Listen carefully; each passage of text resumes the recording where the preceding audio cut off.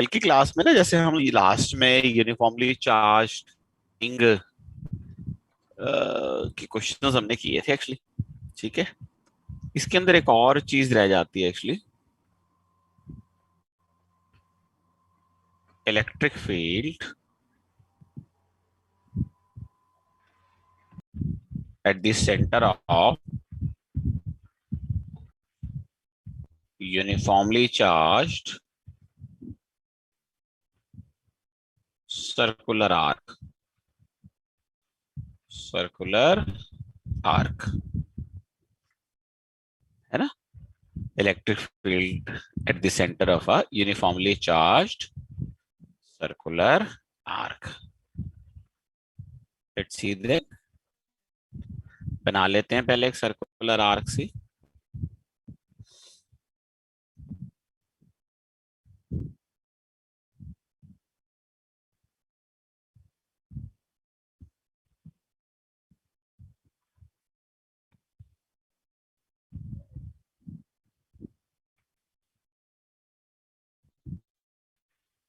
ये देखो जी,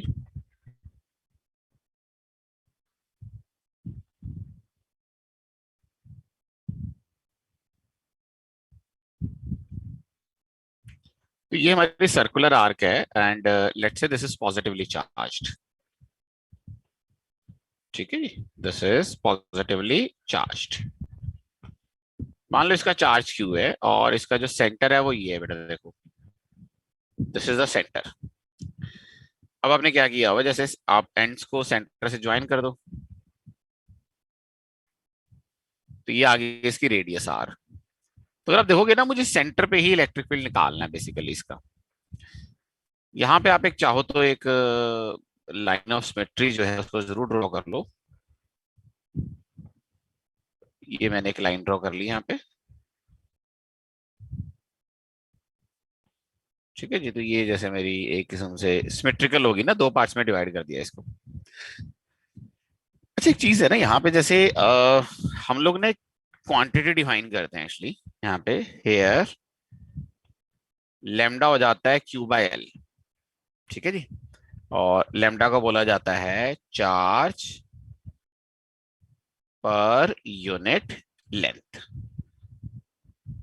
इसको हम लोग ना लीनियर चार्ज डेंसिटी भी बोल देते हैं, लीनियर चार्ज डेंसिटी। तो कई बार rather than giving you charge q, इसको हमें दिया होता है कि एक्चुअली लेमडा के टर्म में दिया होता है चार्ज डिस्ट्रीब्यूशन, जब भी लेंथ के ऊपर चार्ज का डिस्ट्रीब्यूशन होता है। एल क्या हो गया यहाँ पे, जितनी लेंथ के ऊपर यहाँ पे हमारे पास चार्ज का डिस्ट्रीब्यूशन हो रखा है। यहाँ पे ये जो एंगल है, जो ये एंगल बना रही है हमारी आर्क सेंटर पे, मान लो ये सारा एंगल थीटा है, तो फिर ये वाला एंगल कितना हो गया ऑब्वियसली, थीटा थीटा बाई रहेगा। टू। और नीचे वाला एंगल भी कितना हो गया फिर, थीटा बाई टू। ठीक है जी। अच्छा, इसको सॉल्व कैसे करेंगे, देखो देखो एक्चुअली इसको सॉल्व करने का तरीका वही है जैसे हमने पहले रिंग के केस में किया था, कि आप यहाँ पे एक छोटा सा चार्ज ले लेंगे, हाँ जी, डी क्यू, और इस चार्ज की वजह से सी पॉइंट पे इलेक्ट्रिक फील्ड देखेंगे।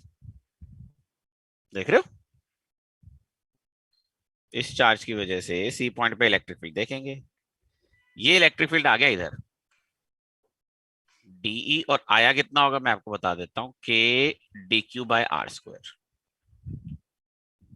मान लो ये जो एंगल है आपका वो फाई है, ये वाला एंगल क्या है, मान लो डी फाई है। अब एक चीज बताओ, वैसे तो आप सिमेट्रिकली देख ही सकते हो कि यहाँ पे जो इलेक्ट्रिक फील्ड लाइंस आएंगी हमारे पास, जो भी electric field different different elements की वजह से आएंगे, तो नेट इलेक्ट्रिक फील्ड कौन से डायरेक्शन में आएगा एक्चुअली यहाँ पे। हाँ भाई, नेट इलेक्ट्रिक फील्ड कौन सी डायरेक्शन में आएगा। लॉन्ग। हाँ जी, बताओ यार, नेट इलेक्ट्रिक फील्ड कौन सी डायरेक्शन में आएगा। Right hand side, C point पे। अगर आप सोच के देखो कि मैं यहाँ पे अगर एक और एलिमेंट नीचे ले लूं, देखो यहाँ पे सिमेट्रिकली, देख रहे हो, तो उसका इलेक्ट्रिक फील्ड भी इधर आएगा कि नहीं आएगा, बताओ। D, yes. ये एंगल फाई होगा कि नहीं होगा, बिल्कुल होगा, सब कुछ वही है। तो अब एक चीज बताओ ना कि इन दोनों का रिजल्टेंट अब किस तरफ आएगा? Right hand side. Right hand side आएगा सी पॉइंट पे। देखो एक्चुअली इस तरह से यस सर। यही हो जाएगा ना, देखो एक्चुअली तो ये आ जाएगा एक्चुअली। तो यहाँ पे ये बोला जा सकता है, देखो here net electric field at C will be along angle bisector, that is OC। OC angle bisector है ना, जो आर्क लेंथ सेंटर पे एंगल बना रही थी। OC जो है उस एंगल को दो इक्वल पार्ट्स में डिवाइड कर रही है, तो उस लाइन के लॉन्ग आ जाएगा। अब यहाँ पे नेट इलेक्ट्रिक फील्ड निकालने में देखो ज्यादा दिक्कत तो नहीं होनी चाहिए। आपको सिंपली DE cos फाई करना है जी। आपने यहाँ पे DE कितना हुआ देखो, k d q by r square, और यहाँ हो गया कॉस फाई। कॉस फाई वाले कॉम्पोनेंट्स ही ऐड होंगे ना। तो यहाँ पे हमारे पास जो कॉस फाई है, क्या ये फाई सबके लिए अलग अलग होएगा या सेम होएगा? सेम है। हाँ जी, फाई अलग फाई अलग। सबके लिए अलग अलग होएगा, है ना। तो फाई को तो आप बाहर नहीं ले सकते इस इंटीग्रेशन से, तो रादर आपको लिखना पड़ेगा k by r square cos phi d q. पर ये इंटीग्रेशन भी नहीं हो सकती, क्योंकि फाई है तो डी फाई होना चाहिए, या डी क्यू है तो क्यू होना चाहिए। तो उसका रिलेशन निकाल लेते हैं। देखो अगर आप एक चीज देखो, क्या यहाँ पे ये लिखा जा सकता है कि D Q will be lambda D L. And what is D L? D L ये लेंथ है जिसके ऊपर आपने चार्ज डी क्यू माना हुआ है। और वो अगर आप ध्यान से देखो, वो आर्क लेंथ डी एल किसके बराबर हो जाएगी? देखो जरा ध्यान से, lambda into r d phi. हाँ भाई लिख सकता हूँ, ऐसे देख लो। यस ये वाली आर्क लेंथ लिखा जा सकता है ना, आर इंटू डी फाई। ठीक है, तो अब ये डी क्यू की वैल्यू ऊपर डाल दो। तो इसका मतलब आपके पास जो नेट इलेक्ट्रिक फील्ड है वो देखो कितना आ गया, के बाय आर स्क्वायर। यहाँ पे आ गया कॉस फाई, और ये हो गया लेमडा आर डी फाई। यही हो गया ना एक्चुअली। ये आर कट गया देखो यहाँ से, तो यहाँ पे मेरे पास आ गया E net is k lambda by r cos phi d phi. देखो फाई की वैल्यू अगर आप देखेंगे, नीचे की तरफ थीटा बाई टू तक जा रही है और ऊपर की तरफ भी थीटा बाई टू तक जा रही है। तो नीचे वाले को माइनस थीटा बाई टू मान के प्लस थीटा बाई टू तक इंटीग्रेट कर दो। समझे जी? कॉस फाई का इंटीग्रेशन क्या होता है भाई? साइन साइन फाई हो जाएगा। तो ये आगे देखो साइन फाई, और लिमिट्स डालोगे माइनस थीटा बाई टू से प्लस थीटा बाई टू। ठीक है भाई, डाल दो यार इसके अंदर वैल्यूज, और नेट इलेक्ट्रिक फील्ड आ गया के लैम्डा बाय आर। यहाँ पे हो गया sine of theta by two minus sine of minus theta by two. यही हो गया ना। तो फाइनली आपके पास इलेक्ट्रिक फील्ड कितना आ जाएगा? देखो यहाँ पे साइन ऑफ माइनस थीटा किसके बराबर होता है भाई? Sine theta plus minus sine theta. तो इसका मतलब यहाँ पे ऐसे आ जाएगा। फिर फाइनली नेट इलेक्ट्रिक फील्ड लिखा जा सकता है ना, two k lambda by r sine of half theta. ये हो गया जी हमारे पास रिजल्ट। तो ये हो गया जी actually.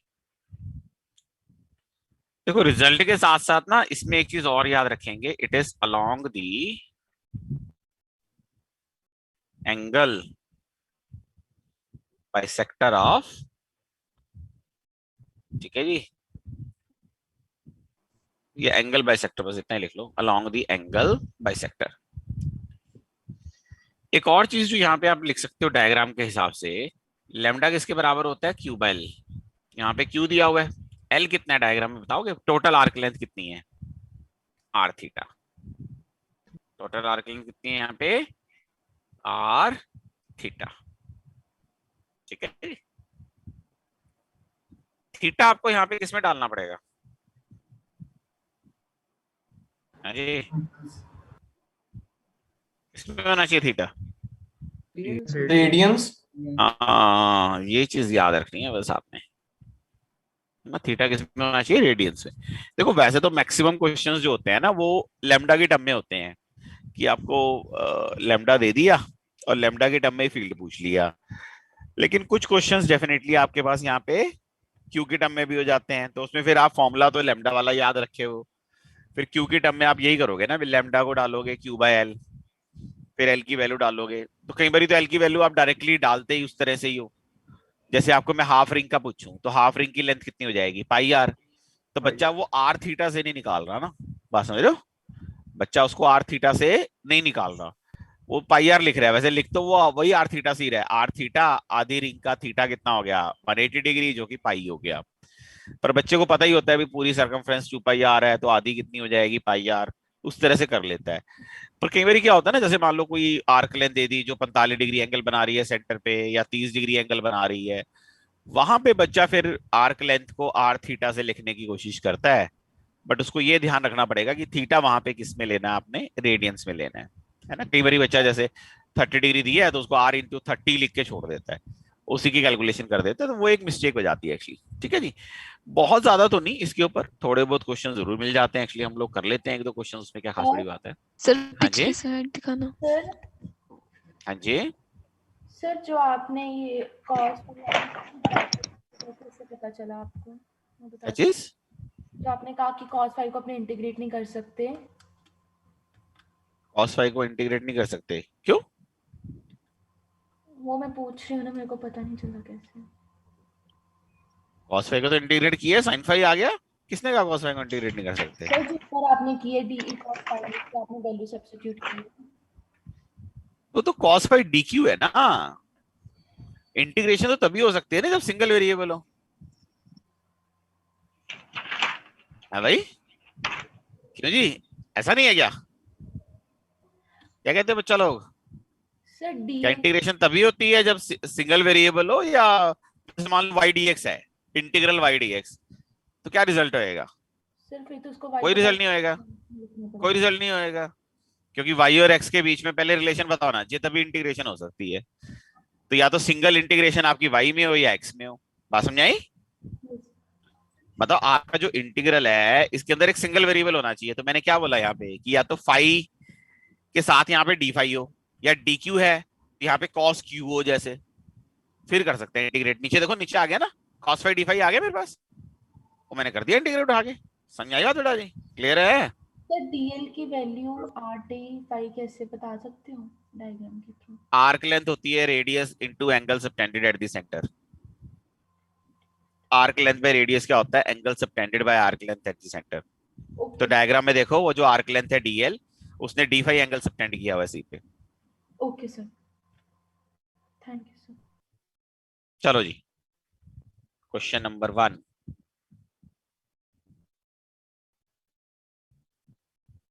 Find electric field at O, है ना, फाइंड इलेक्ट्रिक फील्ड ओ।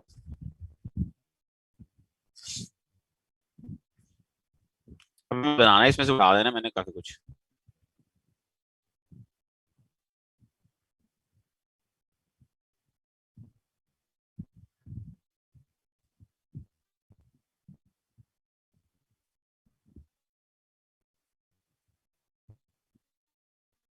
अब बना लो डायग्राम।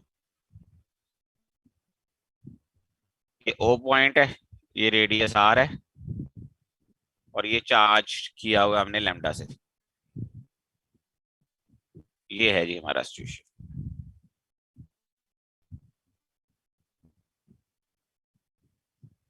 Sir √2 k/r। देखो सीधी सी बात है ना, यहाँ पे ये एंगल सेंटर पे कितना बना रहे हैं 90 डिग्री। तो इसका मतलब जो इलेक्ट्रिक फील्ड आएगा वो किसके बराबर आएगा, देखो फॉर्मूला कहता है 2k lambda by r into sine of theta by 2। देखो सीधी सी बात है जी, ये तो 2k लैम्डा बाय आर है ही है, ठीक है जी, साइन ऑफ 90 डिग्री बाय 2, तो ये हो गया 2k lambda by r sine 45 degree. Sine 45 degree कितना होता है भाई? 1/√1/√2 1/√2। तो आंसर कितना आ जाएगा, देखो √2k lambda by are. Direction बताओ कि किधर को आएगी? सर ओ की तरफ। एंगल बाइसेक्टर की तरह। मतलब ये एंगल बाइसेक्टर आना चाहिए बिल्कुल ऐसे, समझ रहे हो ना। तो ये इलेक्ट्रिक फील्ड इस तरह से आएगा यहाँ पे।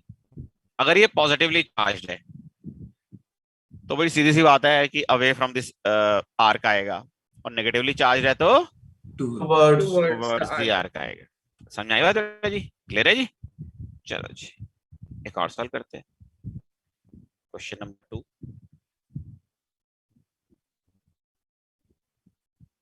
फाइंड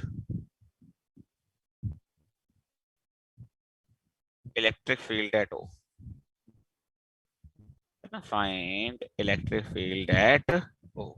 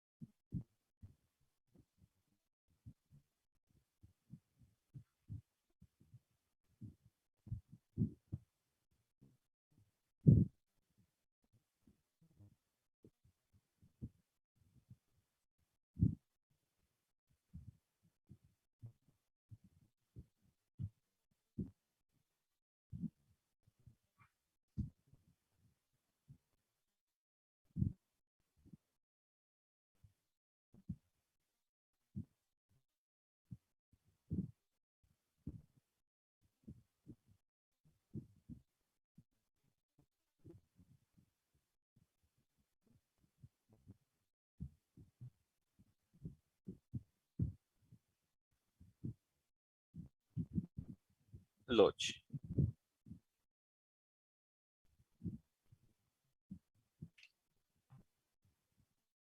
देखो बेसिकली हमारे पास एक रिंग है रेडियस r की, ये हमारा पॉइंट O है।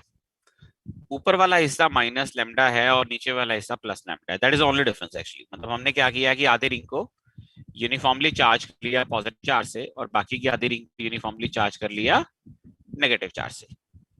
That's what it is actually.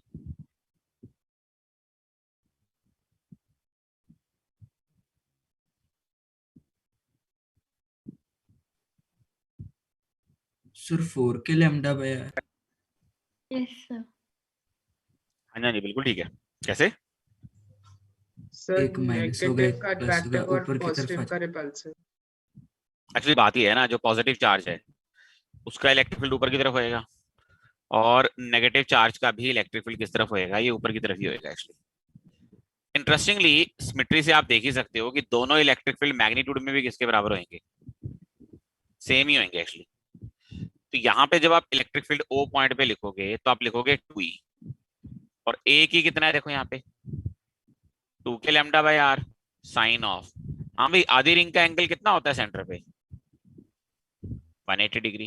तो ये किसके बराबर हो गया देखो 4 k lambda by R sine 90 degree, और साइन 90 डिग्री किसके बराबर हो जाता है भैया 1 के। तो आंसर किसके बराबर आ गया, इसके बराबर आ गया एक्चुअली। ठीक है जी, समझ में आ गया एक्चुअली।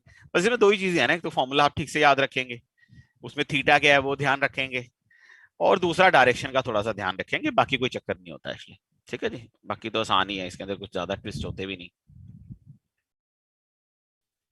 अब हम यहाँ पे डिस्कस करेंगे motion of charged particle in uniform electric field. अच्छा, इस टॉपिक के जो क्वेश्चंस ऑब्जेक्टिव बुक में है ना, वो आपको ना नेक्स्ट चैप्टर के शुरुआत में मिलेंगे। मतलब आपका जो फोर्स एंड फील्ड वाला टॉपिक है ऑब्जेक्टिव में, जो अगला टॉपिक है पोटेंशियल एंड गॉस वाला, उसके स्टार्टिंग का पहला टॉपिक ये है एक्चुअली। तो ऑब्जेक्टिव के क्वेश्चंस आप वहां से कर लेना, और बाकी आरपीएस और असाइनमेंट में तो खैर मिक्स डले ही हुए हैं इसके क्वेश्चंस एक्चुअली। अच्छा, motion of charge particle in uniform electric field. अब एक चीज देखो बड़ी इंटरेस्टिंगली, यूनिफॉर्म इलेक्ट्रिक फील्ड के अंदर है भाई, यूनिफॉर्म इलेक्ट्रिक फील्ड के अंदर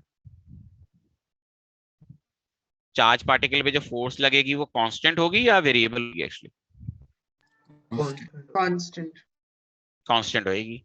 तो चार्ज पार्टिकल चाहे किधर को भी मूव कर रहा हो, मान लो चार्ज Q है, मास M है, इस पे जो फोर्स आएगी, अगर हम इसको पॉजिटिव मान लें, तो जो फोर्स आएगी वो इस डायरेक्शन में आएगी। आएगी कि नहीं आएगी बताओ बेटा? बिल्कुल आएगी। आप यहाँ पे बोल सकते हैं ना कि जो फोर्स होएगी चार्ज पार्टिकल पे वो हो जाएगी क्यूई, ठीक है ना जी। एंड एक्सेलेरेशन कितनी हो जाएगी?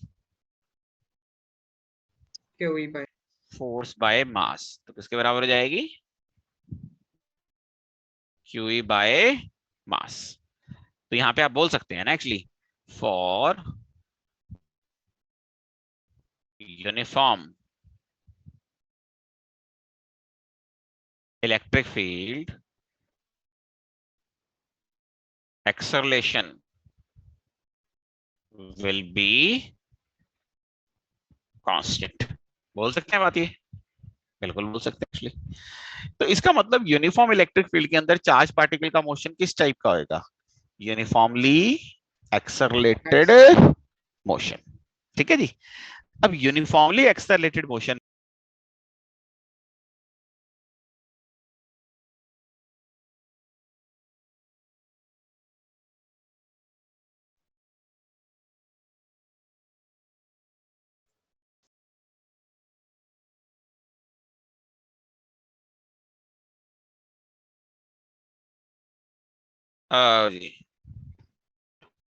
यूनिफॉर्म मोशन में दो ही तरह के मोशन पॉसिबल है, straight line motion and parabolic motion. Straight line motion क्या आएगा देखो, when initial velocity is along electric field line. तो जब भी आपकी initial velocity electric field line के अलोंग होएगी उस तरह के मोशन को क्या बोलेंगे भैया? स्ट्रेट लाइन है ना, स्ट्रेट लाइन मोशन हो जाएगा वो। एक्चुअली क्यों हो जाएगा आप खुद ही देख लो यार। जैसे ऊपर वाला डायग्राम ले लो, जैसे ये है तुम्हारे पास।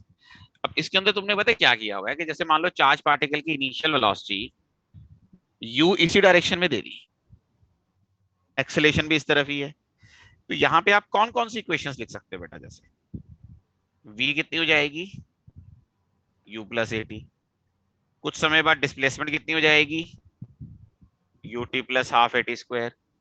फिर v square minus u square किसके बराबर हो जाएगा? 2s एंड सो ऑन, जो भी 1D वाली इक्वेशंस थी। और एक्सेलेरेशन कितनी होगी यहाँ पे मैग्नीट्यूड में? Q E by m. अच्छा ऐसा भी तो हो सकता है ना कि पार्टिकल नेगेटिव हो, फिर उसके इसमें एक्सेलेरेशन यहाँ पे किस तरफ आ जाएगी बताओ? Left hand side left side को। तो यहाँ पे 1D टाइप के मोशन में एक्सेलेरेशन लेफ्ट में आ गई, वेलोसिटी राइट में है, अभी तो फिलहाल राइट में लीजिए ना। तो उसको कैसे डील करते हैं? यहाँ पे एक्सेलेरेशन को विद साइन डाल दो, यही है ना। साइन मतलब जैसे वेलोसिटी पॉजिटिव ले रहे हैं और एक्सेलेरेशन अपोजिट है तो उसको क्या ले लो फिर? नेगेटिव ले लो। पर बेसिक इक्वेशन तो आप यही इस्तेमाल करोगे ना आप एक्चुअली। समझाए बात? नहीं समझ में आई? ठीक है जी। केस 2 देखो, केस 2 क्या है? when initial velocity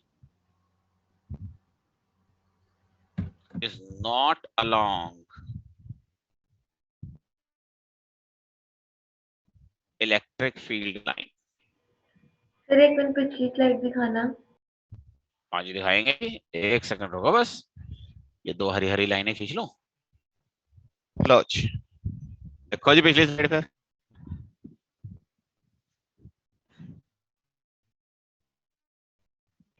thank you sir. धन्यवाद जी। आओ जी।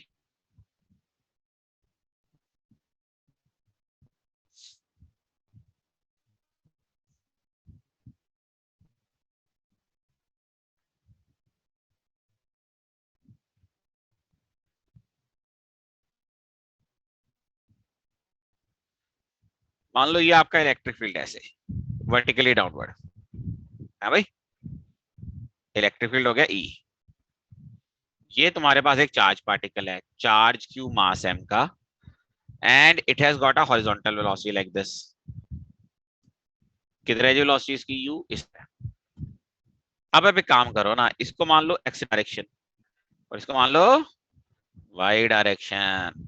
ये एक्स हो गया जी, ये वाई हो गया। चार्ज पार्टिकल का मोशन किस तरह का आएगा आप खुद ही देख लो। पैराबोला होएगा ना कुछ इस तरह का, it will be a parabolic path,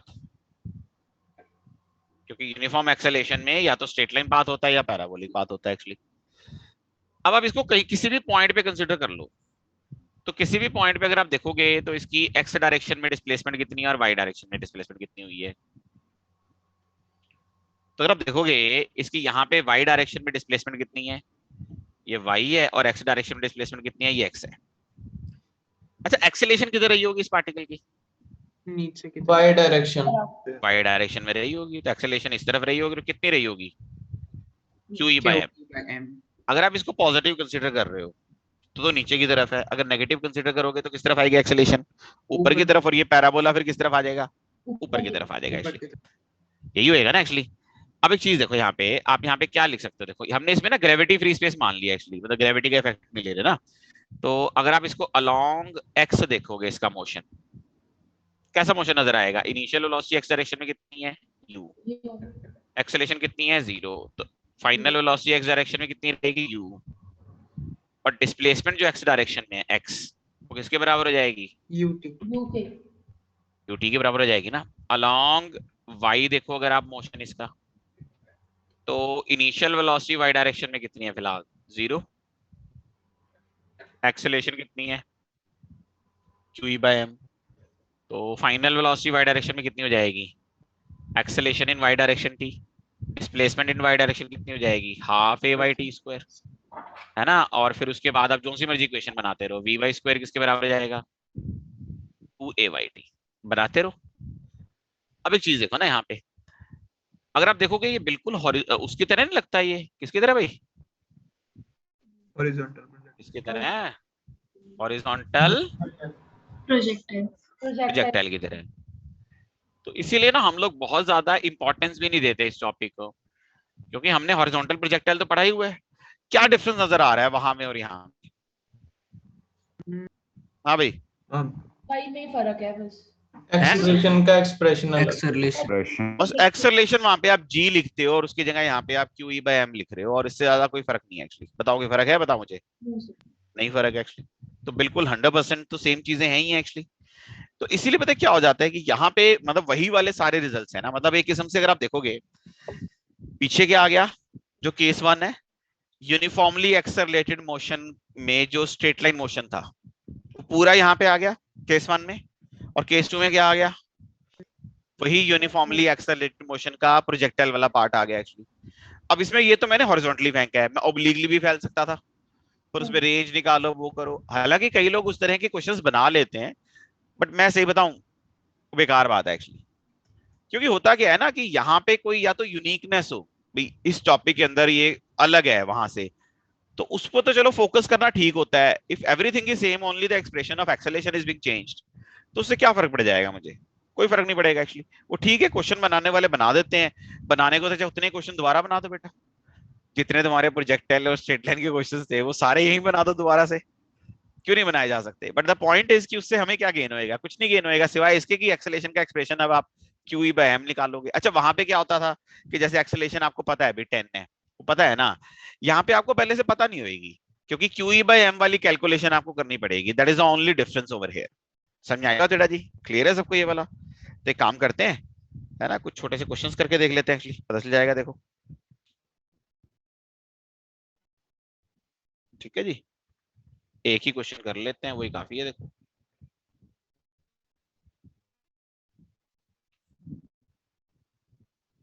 in the figure shown,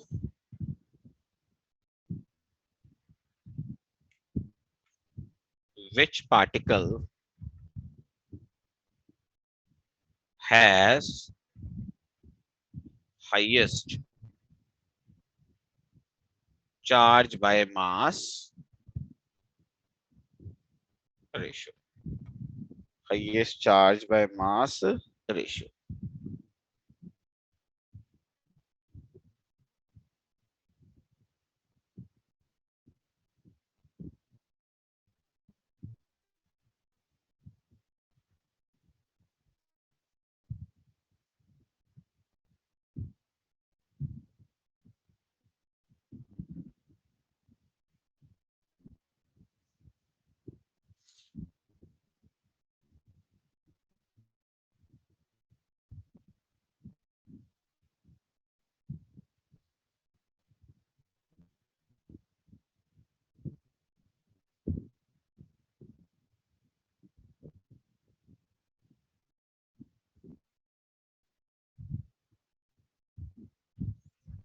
ठीक है जी। तो ये हमारे पास पार्टिकल बी है, then I have another particle A,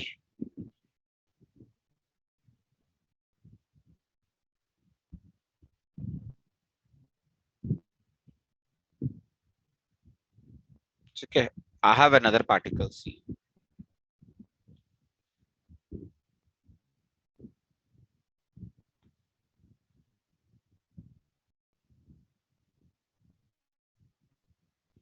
ठीक है, इनमें ना तीनों को हमने पता है क्या किया है,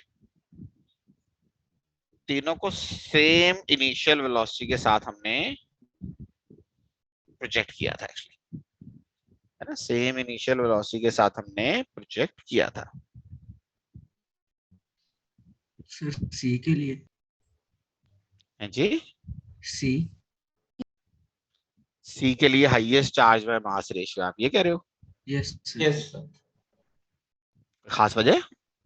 सर क्योंकि उसकी एक्सेलरेशन नीचे को सबसे ज्यादा आ रही है,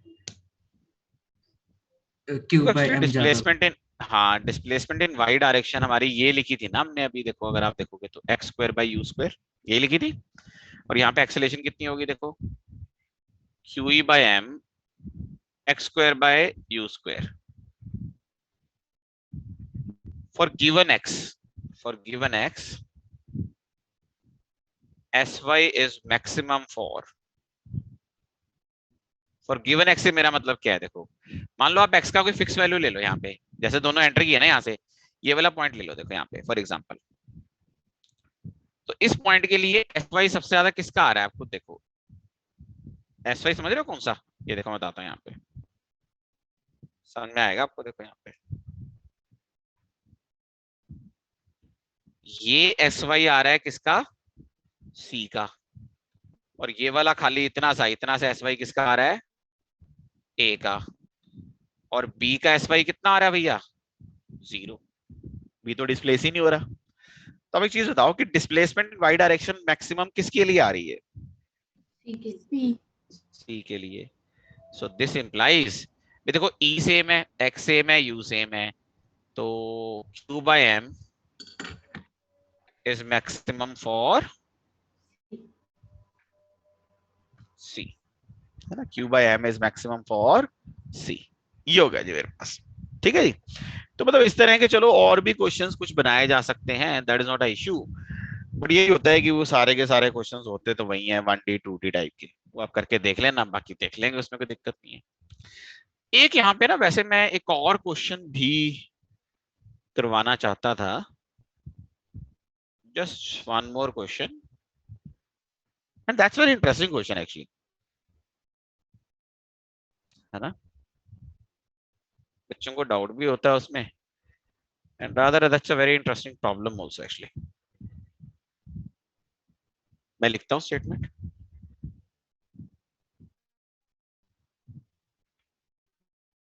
टू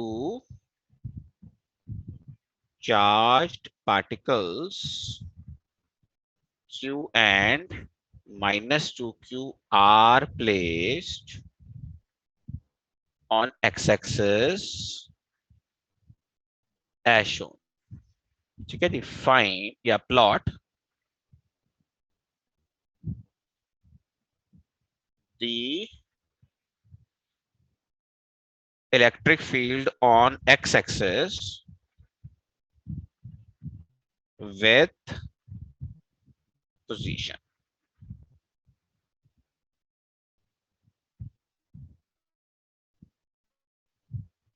लो जी, ये Q है, और ये क्या है जी मेरे पास, माइनस Q है, ये मेरी एक्स एक्सिस है, यानी इलेक्ट्रिक फील्ड जो एक्स एक्सिस पे है उसको पोजीशन ऑन एक्स एक्सिस के हिसाब से प्लॉट करके बताओ जी, कैसा दिखेगा ग्राफ।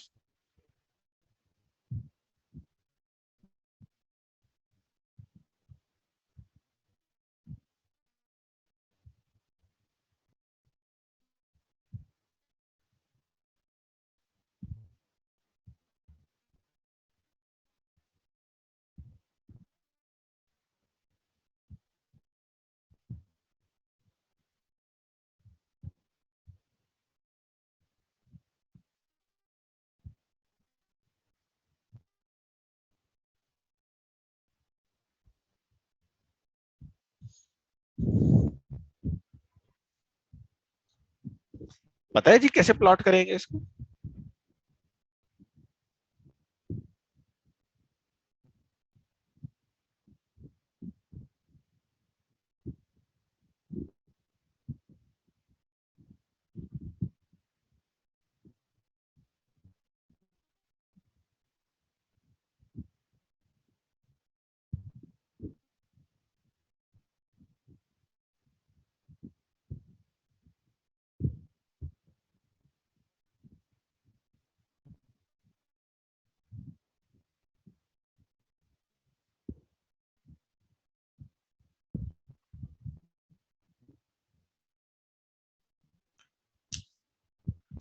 हाँ जी, चलो मैं आपको बताता हूँ बेटा, ध्यान से देखना। एक्चुअली जो एक पॉइंट चार्ज का इलेक्ट्रिक फील्ड होता है उसका फॉर्मूला क्या होता है? AQ by R. AQ by r square. तो अगर आप पॉइंट चार्ज के बहुत नजदीक वाला पॉइंट ले लो कहीं पे, तो वहां पे इलेक्ट्रिक फील्ड की वैल्यू कितनी हो जाएगी बताओ? बहुत ज्यादा। मुझे सिर्फ इतना बता दो कि ये जो क्यू चार्ज है, ये वाला क्यू, कौन सा क्यू? ये वाला क्यू, इस वाले क्यू चार्ज के जस्ट राइट साइड वाला जो ये वाला पॉइंट है, यहाँ पे इस क्यू चार्ज का इलेक्ट्रिक फील्ड बहुत ज्यादा होगा। डायरेक्शन बताओ किस तरफ होएगी? राइट साइड होगी कि लेफ्ट साइड होगी? Right side sir. राइट। इसके लेफ्ट साइड में? Left side. Left side. अब जो ये माइनस टू क्यू वाला चार्ज है, इसके राइट साइड वाले पॉइंट पे इलेक्ट्रिक फील्ड किधर होएगा? लेफ्ट को। और लेफ्ट वाले पे? राइट को। अब एक काम करो, यहाँ पे ये मान लो कि यहाँ पे जो राइट साइड वाली डायरेक्शन है ना, ये पॉजिटिव है, तो लेफ्ट साइड वाली क्या होगी? नेगेटिव। तो जरा सोच के देखो, आपका जो इलेक्ट्रिक फील्ड है यहाँ पे क्यू के जस्ट राइट में बहुत ज्यादा पॉजिटिव होएगा कि नहीं होएगा? होएगा। और माइनस टू क्यू के बहुत लेफ्ट में क्या आएगा? बहुत ज्यादा, ये भी पॉजिटिव होएगा। क्यू के लेफ्ट में क्या आएगा? अच्छा बताओ। सर 2Q का नेगेटिव। भी फैक्टर। नेगेटिव। और माइनस टू क्यू के राइट साइड में क्या आएगा? नेगेटिव। Negative. हाँ जी, क्या बोल रहे थे आप?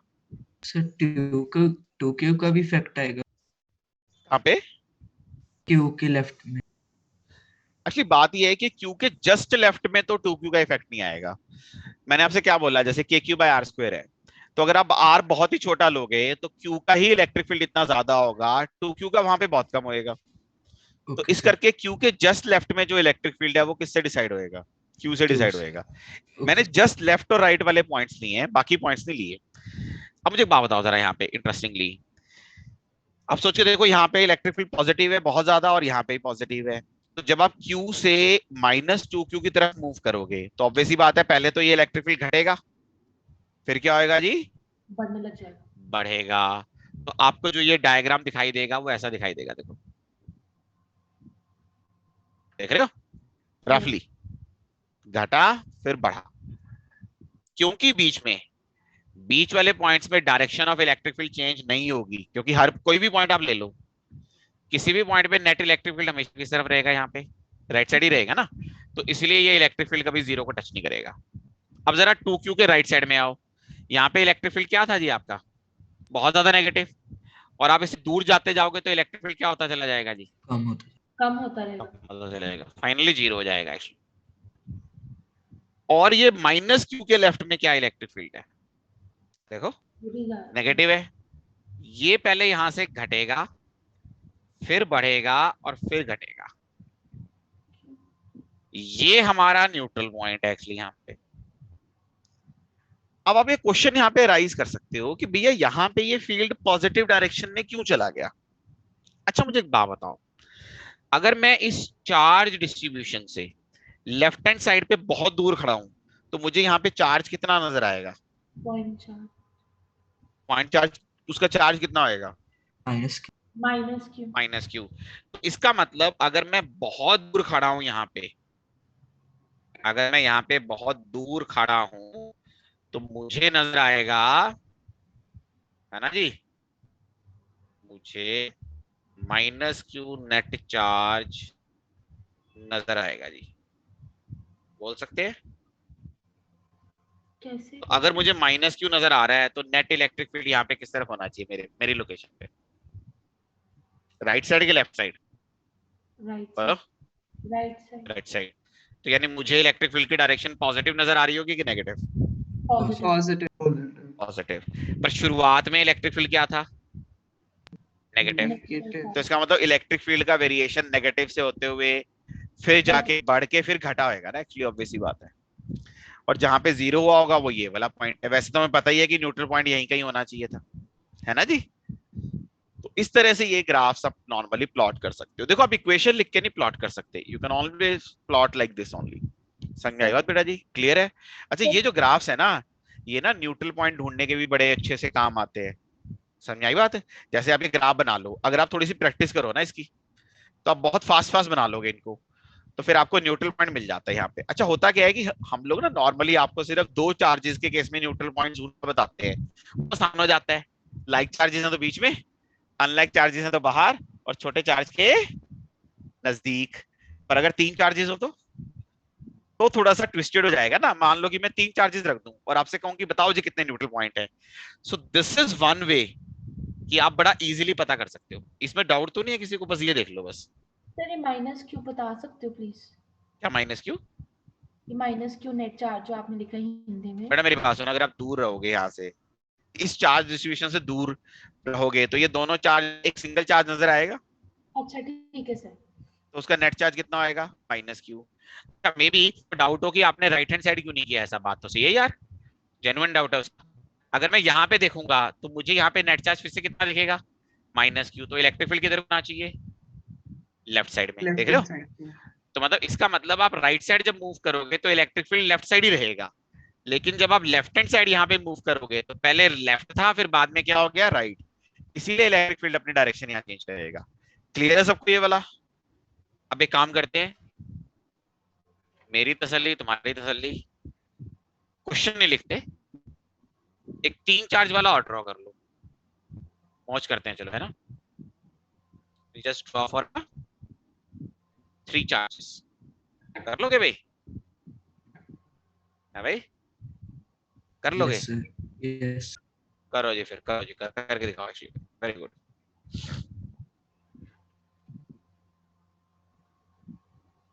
चलो बेटा, ठीक है,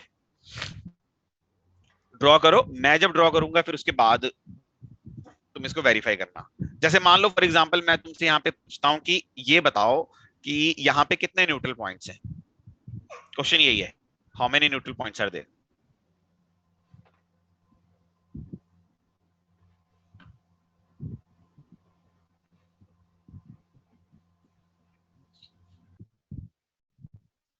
हो गया बेटा?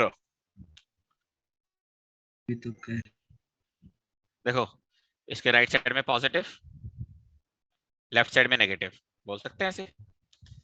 इसके लेफ्ट साइड में पॉजिटिव, राइट साइड में नेगेटिव, ठीक है। इसके, हाँ जी बोलो, लेफ्ट साइड में नेगेटिव और राइट साइड में Positive. positive. पॉजिटिव। ये आ गया। जब आप यहाँ पे बहुत दूर खड़े होंगे तो आपको चार्ज क्या नजर आएगा?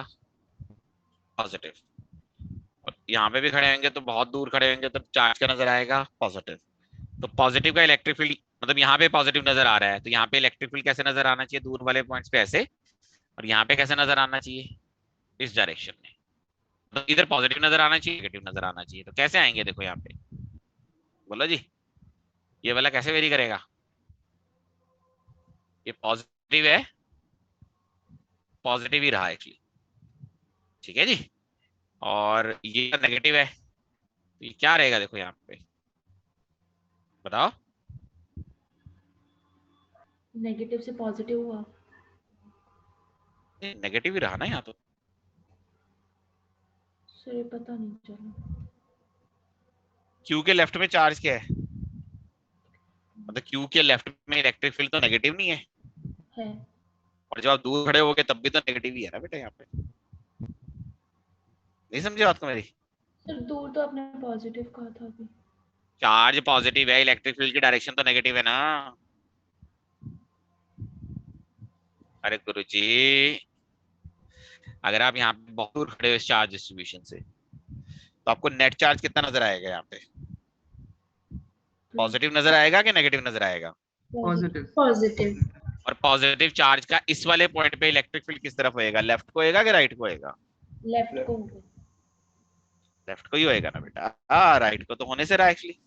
ठीक है जी, बात समझ आई ना? लेफ्ट को ही होएगा ना, राइट को तो नहीं हो सकता। बात समझ आई कि नहीं समझ आई? अच्छी बात है। अब एक और चीज देखो इंटरेस्टिंगली, बीच वाले पॉइंट पे यहाँ पे कैसे हो जाएगा? देखो ये ऐसे है ना जी, इस Yes. तरह से हो गया एक्चुअली। और यहाँ पे कैसे हो गया? देखो यहाँ पे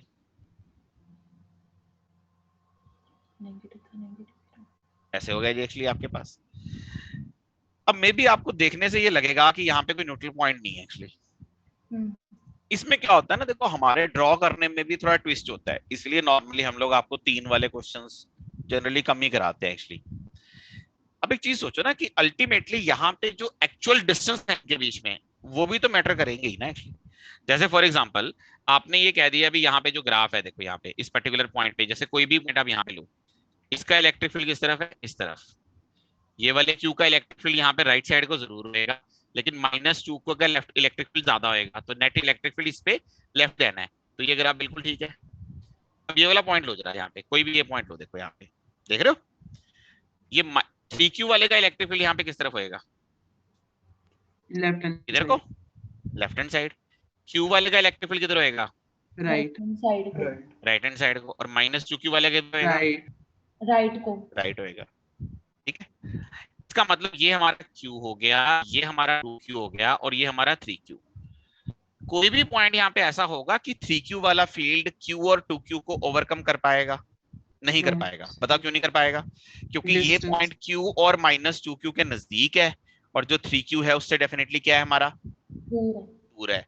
तो यानी इन सभी पॉइंट्स पे नेट इलेक्ट्रिक फील्ड डेफिनेटली किस तरफ रहने वाला है? राइट हैंड साइड को।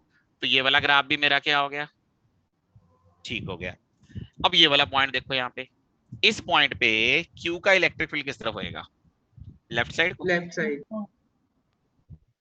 2q का किस तरफ होएगा? Right. Right right side, side. 3q का किस तरफ होएगा? Left side, left side. Side. अब इस डिस्कशन पे आएंगे थोड़ी देर बाद। यहाँ पे देखो 3q का किस तरफ होएगा? Right side. Right q side. का किस तरफ होएगा? Right right side. Side. Right तो साइड। q का किस तरफ होएगा? Left left side, side. Left side. Left side. अच्छा, यहाँ पे 3q का फील्ड 2q से बड़ा हो जाएगा, तो इसका मतलब यहाँ पे भी ये ग्राफ बिल्कुल ठीक है। अब यहाँ पे थोड़ा सा ट्विस्ट है। यहाँ पे ट्विस्ट क्या है? देखो जी, ट्विस्ट ये है कि यहाँ पे q का इलेक्ट्रिक फील्ड सबसे ज्यादा, मतलब q का इलेक्ट्रिक फील्ड ज्यादा हो सकता है क्योंकि उसका डिस्टेंस कम है। 3q का फील्ड यहाँ पे 2q से कम होएगा, ये बोल सकते हैं कि नहीं बोल सकते? बताओ। बोल सकते हैं सर। 3q का इलेक्ट्रिक फील्ड 2q से कम होएगा, इसमें कोई डिनाइल नहीं है एक्चुअली। पर 3q और q का मिला के तो 2q से ज्यादा हो सकता है कि नहीं हो सकता? हो सकता हो सकता है सर। Yes. नहीं भी हो सकता, डिपेंड करता है ना वो कि Yes, यहाँ पे sir. ये 3q कितना दूर रखा हुआ है इससे। तो क्या यहाँ पे ग्राफ की एक और पॉसिबिलिटीज नहीं बन सकती? यस, देखना जरा ध्यान से। भाई देखो, इनिशियली नेगेटिव रहना है, फाइनली नेगेटिव रहना है। तो इसमें एक पॉसिबिलिटी ये है कि थ्रू आउट नेगेटिव ही रहा। दूसरी पॉसिबिलिटी क्या है कि पहले नेगेटिव से पॉजिटिव हो गया, फिर दोबारा पॉजिटिव से नेगेटिव हो गया, एंड देन सो ऑन। तो यानी कि यहाँ पे 2 न्यूट्रल पॉइंट आपके डेफिनेटली पॉसिबल है। अगर मैं पॉसिबिलिटी की बात करूं तो मतलब या तो यहाँ पे 2 न्यूट्रल पॉइंट होंगे, या फिर एक भी न्यूट्रल पॉइंट आपके पास नहीं होगा। ठीक है ना? अच्छा, आप कहोगे कि ये कैसे डिसाइड होएगा कि हमारे पास होंगे कि नहीं होंगे? इस तरह के क्वेश्चंस में ना श्योरिटी से डिसाइड नहीं हो सकता, क्योंकि यहाँ पे एक्चुअली ये डिस्टेंसेस कितने हैं, समझ रहे हो? ये वाला डिस्टेंस और ये वाला डिस्टेंस क्या है, उससे मैटर करता है एक्चुअली। अगर मान लो 3q ना -2q के थोड़ा क्लोज हुआ रिलेटिवली, तो फिर आप कह सकते हो कि ये वाला ग्राफ ही आएगा, फिर तो पॉसिबिलिटी बन जाएगी। अगर ये 3q बहुत ज्यादा दूर हुआ मान लो 2q से, फिर ये वाली पॉसिबिलिटी आ जाएगी, फिर कहीं पे कैंसिल ही नहीं हो पाएंगे। समझ आई बात बेटा जी?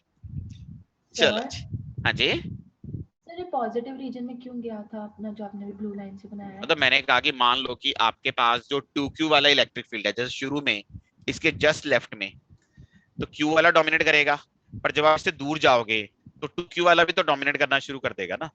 तो ऐसा हो सकता है ना कि ऐसे किसी पॉइंट पे 2Q का इलेक्ट्रिक फील्ड Q और 3Q से ज्यादा हो जाए। हो सकता है कि नहीं हो सकता, ये बताओ पहले तो। पॉसिबिलिटी है या नहीं है?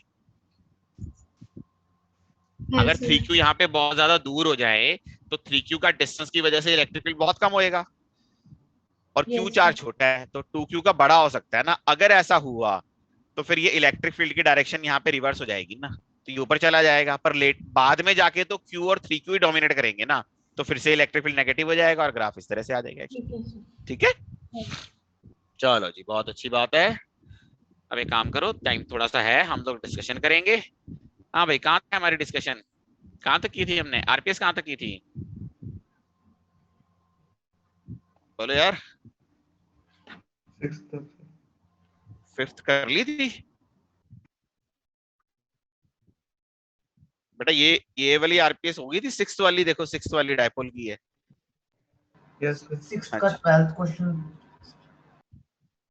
तक होगी इसमें थी क्या है, इसमें एंगल थीटा आना है ना वहां पे, और जिसको हम बीटा बोलते हैं ये उसको क्या बोल रहा है, अल्फा बोल रहा है, और जिसको हम अल्फा बोलते हैं वो निकालने के लिए बोल रहा है। तो आंसर आएगा बीटा प्लस थीटा, बीटा को अल्फा बोला हुआ इसने। और है देखो यहाँ पे 6 आरपीएस में, किसी को डाउट? 7th वाली में देख लो फिर।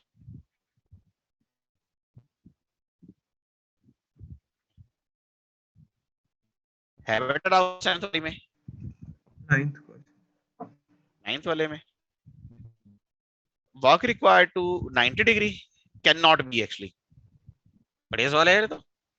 क्या लगता है कितना नहीं हो सकता? हाँ, फर्स्ट तो हो ही सकता है यार। जैसे मान लो तेरा इलेक्ट्रिक फील्ड ऐसे है, तूने डायपोल पहले ऐसे रख लिया, फिर वहां से 90 डिग्री रोटेट करके ऐसे ले आया, तो पहले भी 45 डिग्री था, बाद में 45 डिग्री। तो शुरू में भी पोटेंशियल एनर्जी कितनी थी, -P cos 45 डिग्री, और बाद में भी इतनी थी। तो फिर इसका मतलब चेंज इन पोटेंशियल एनर्जी कितना हो गया, 0। तो ये तो पॉसिबल है ही है। एक और पॉसिबिलिटी क्या है, पहले तूने 90 डिग्री रख लिया डायपोल मूवमेंट, और बाद में रोटेट ऐसे कर लिया या उल्टा कर लिया, समझ लो। तो उस केस में एक केस में पोटेंशियल एनर्जी आ जाएगी चेंज P, और दूसरे केस में क्या आ जाएगा, -P। तो ये भी पॉसिबल है, ये भी पॉसिबल है। 2P नहीं हो सकता। 2P कब होता है, जब 180 डिग्री घुमाते हैं ना। ये मैक्सिमम वर्क डन है जो आपके पास आ सकता है वो 180 डिग्री के लिए, समझ रहे? 2P नहीं हो सकता। समझ में आ गई बात बेटा? तेरे और है कोई डाउट? देखो यहाँ पे 7th आरपीएस में, इससे अगले वाले तो नहीं। अब जैसे ना ये दिया हुआ हमारे को, जैसे 8th वाला दिया ना, तो इसमें जैसे आप देखोगे रिंग वगैरह के मिसलेनियस कुछ क्वेश्चंस हैं, तो ये आप लोग कर लेना एक्चुअली, है ना। तो ये कर लेंगे, कल की क्लास में डिस्कस करूंगा इसको। तो मैं ऑब्जेक्टिव देख लो भैया। फिर ऑब्जेक्टिव कौन से पेज तक होगी थी बेटा डिस्कस? फोर्थ टॉपिक तक हो गया. फोर्थ टॉपिक खत्म हो गया था या कर रहे थे अभी? कर लिया था. खत्म हो गया था. पेज नंबर देख लो ना कौन सा है यार। 11 फोर्थ टॉपिक कहाँ से, 12, ये 13 है। 13 नंबर पेज पे भी है फोर्थ टॉपिक। इसमें तो नहीं रहेगा किसी का कोई? फिर 14 नंबर पेज पे भी है फोर्थ टॉपिक। ये हो गया था ये वाला पेज?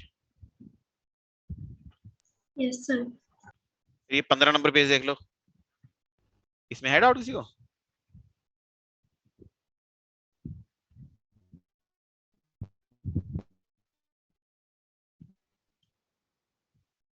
फाइव 5.1 बता देंगे जी, कोई दिक्कत नहीं है बेटा। नॉन यूनिफॉर्म इलेक्ट्रिक फील्ड में रखा हुआ है एक्चुअली, बताओ रखा हुआ है। तो अब ये पूछ रहा है कि इस पे फोर्स लगेगी या किस तरफ लगेगी फोर्स, अगर लगेगी तो एक्चुअली कैसे देखेंगे फोर्स किस तरफ लगेगी? देखो अगर आपको ना पता चले ना फोर्स का, तो एक तरीका मैं तेरे को बताता हूँ। देख, डायपोल मोमेंट है, यहाँ पे नेगेटिव चार्ज रहा होगा, यहाँ पे पॉजिटिव। तो कौन सा चार्ज स्ट्रॉन्ग इलेक्ट्रिक फील्ड में रखा हुआ है, नेगेटिव वाला या पॉजिटिव वाला? और उस पे फोर्स किधर लग रही होगी, नेगेटिव वाले पे इलेक्ट्रिक फील्ड के अपोजिट, और पॉजिटिव वाले पे किधर लग रही होगी, इधर। और तुझे पता ही है कि एफ बड़ा है एफ डैश से, तो नेट फोर्स किधर को आ गई। ठीक है, और देखो जी 15 नंबर पेज पे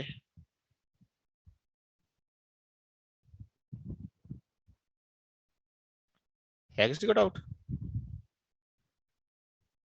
16 नंबर पेज पे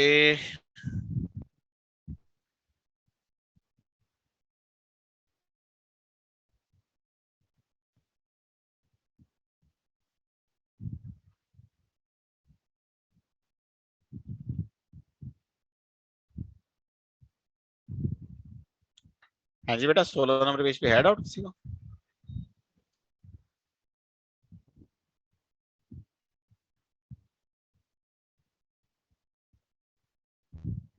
सेवनटीन पेज पे sir 5.18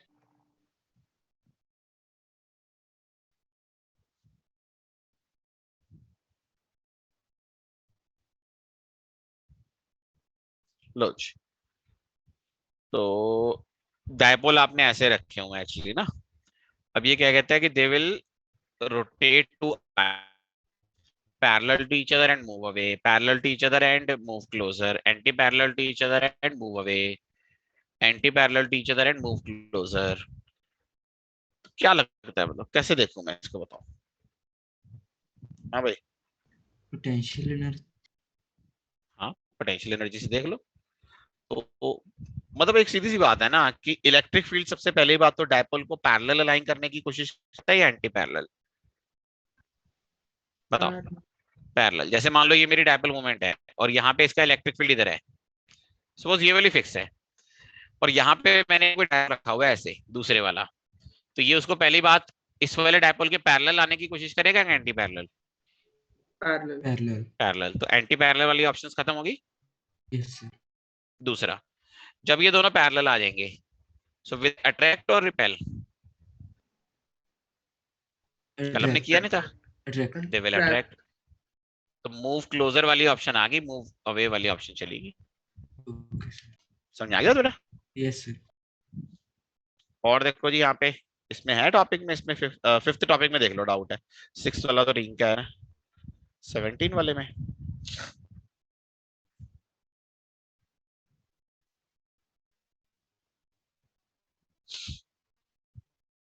two short dipoles with dipole moments p1 p2 are placed, electric potential energy of the system पूछ रहे हैं एक्चुअली यहाँ पे। हाँ भाई ये पूछ रहे हैं, कैसे निकालो यार, बताओ भाई कैसे निकालेंगे। एक बात बताओ, P2 की वजह से P1 की लोकेशन पे इलेक्ट्रिक फील्ड आएगा, मान लो इधर किधर को आएगा, मान लो इलेक्ट्रिक फील्ड आ जाएगा E2, यही आ जाएगा ना एक्चुअली। एक काम करो यार, ऐसे मुश्किल हो जाएगा ये, आसान तरीका बताऊं, आसान ही पूछ रहे हो ना मेरे से। इसके कॉम्पोनेंट्स बना ले, ये कॉम्पोनेंट कितना आएगा इधर बता, P2 cos थीटा, और ये वाला P2 sin theta. P2 sin theta का इलेक्ट्रिक फील्ड इस E के परपेंडिकुलर नहीं आ जाएगा, यस सर। तो उसकी पोटेंशियल एनर्जी कितनी होगी इस वाले इलेक्ट्रिक फील्ड की, 0। और P2 cos थीटा का इलेक्ट्रिक फील्ड किधर आएगा, इधर को, उसकी कितनी हो जाएगी, तो ये हो जाएगा माइनस P1 और E1 कितना हो जाएगा 2k P2 cos थीटा, और ये मैंने क्या लिख दिया 2k P2 cos theta by RQ। समझ में आई बात, नहीं समझ में आई? हाँ भाई काके समझ में आई, ठीक है। और है फिफ्थ टॉपिक में डाउट किसी को? ये फिर रिंग वाले क्वेश्चंस हो गए, ये रिंग वाले तुम कर लेना, ये सिर्फ 9 क्वेश्चंस हैं, तो ये 9 क्वेश्चंस आप लोग कर लेना बेटा, ठीक है। उसके बाद लेवल 2 करना तो कर लेना। चलो जी फिर एक काम करेंगे अब, और क्या करेंगे, कुछ नहीं करेंगे, अब क्या करेंगे, अब तो टाइम ही हो गया। देखो जी कल जो बची हुई आरपीएस है, पहले मैं करूंगा आरपीएस 8, फिर ऑब्जेक्टिव लेवल 1 में जो रह गया होगा किसी का, उसके बाद मैं डिस्कस करूंगा असाइनमेंट, कल की बात है, और फिर टाइम बच गया तो लेवल 2। सर आरपीएस 9 भी है। 9 में क्या है देखें, 9 कहाँ है? सर मोशन वाली है वो। है sir, motion of a charge. अच्छा मोशन वाली है, ठीक है फिर ये भी कर लेना, उसमें क्या है। अच्छा ये एक्चुअली ये 9 वाली आरपीएस की बारी ना आगे दी होते, जैसे ऑब्जेक्टिव में आपका ये टॉपिक नहीं दिया हुआ है। हाँ सॉरी भैया, याद रखना। क्या याद रखेंगे कि आपको क्वेश्चन, ऑब्जेक्टिव के क्वेश्चंस पता है कहाँ दिए हुए हैं? कहाँ दिए हुए ऑब्जेक्टिव क्वेश्चन? Potential. Potential इसमें Gauss law. Potential and Gauss law में, वो दिखा देता हूँ मैं तुम्हारे को कहाँ दिए हुए हैं। ये देखो, जो पोटेंशियल एंड गॉस लॉ वाला इलेक्ट्रोस्टैटिक 2 है तुम्हारी, तो ऑब्जेक्टिव बुक में आंसर की के बाद यही आ जाएगा ना। इसमें ये क्वेश्चंस दिए हुए हैं, देखो जितने भी दिए हुए हैं 14 क्वेश्चंस दिए हुए हैं एक्चुअली ये। ठीक है, तो आरपीएस 9 मैं लिख यहाँ पे, आरपीएस 8 9 ऑब्जेक्टिव लेवल 1 और मोशन ऑफ चार्ज। ठीक है, वो पोटेंशियल गॉस लॉ से मुझे याद करा देना यार, मैं खुद ही भूल जाता हूँ। सर ठीक है, और असाइनमेंट में। ठीक है बस, फिर लेवल 2 अगर आपको मिल गया टाइम तो। हाँ जी बेटा। सर कईयों मेरे को ना एक्चुअली हार्ड कॉपी नहीं मिली है, और इसकी अभी डाउनलोड भी नहीं आया, पीडीएफ नहीं आई इस टॉपिक की जो आप कह रहे हैं मोशन ऑफ अ चार्ज वाली। कोई बात नहीं, वो ऑब्जेक्टिव छोड़ देना आप, आरपीएस और उसमें से कर लेना। ठीक है सर। और क्या करेंगे अभी एक्चुअली, अब आया सर नहीं एक तो बार वो तो डिस्प्ले कर या दो। हेलिक्स में फोन कर लो। सर एक है ना बार यार? डिस्प्ले कर दो, स्क्रीनशॉट ले लेते हैं। हाँ जी सर, डिस्प्ले कर दो सर आप।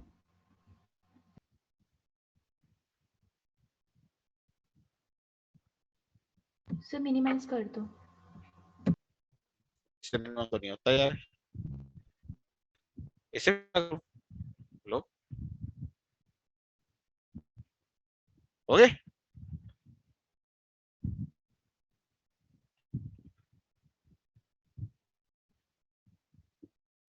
बस, और क्या है ना, ये वहां से मांगो ना एक्चुअली तुम लोग यार, यहाँ पे वहां पे मांगो एक्चुअली, है ना। ठीक है, उनसे मांग लो और वो आपको दे देंगे एक्चुअली। ठीक है बेटा जी। Okay sir. क्योंकि तो आ गई ना सॉफ्ट कॉपी तुम्हारे पास, या हार्ड कॉपी जैसे भी आई होगी, Yes, sir. बाकियों की तो आ गई है ना। तो फिर बाकियों की आ गई है, तो बस इसी की नहीं आई होगी मेरे ख्याल से, क्योंकि उनके हिसाब से वो एक्चुअली वो तो वो चैप्टर के हिसाब से देखते हैं ना। तो वैसे तो कई बार हम लोग मोशन ऑफ चार्ज अगले में भी करा देते हैं, और जैसे टाइम परमिट करता है। एक्चुअली अगले टॉपिक में ऑलरेडी बहुत सारे कंसेप्ट होते हैं, तो यहाँ पे टाइम मिल गया इसलिए मैंने करा दिया एक्चुअली, है ना। ठीक है चलो जी, बाकी नेक्स्ट क्लास में देखते हैं, है ना। हाँ ठीक है जी। बेटा। Thank you, sir. Thank you, sir. Okay.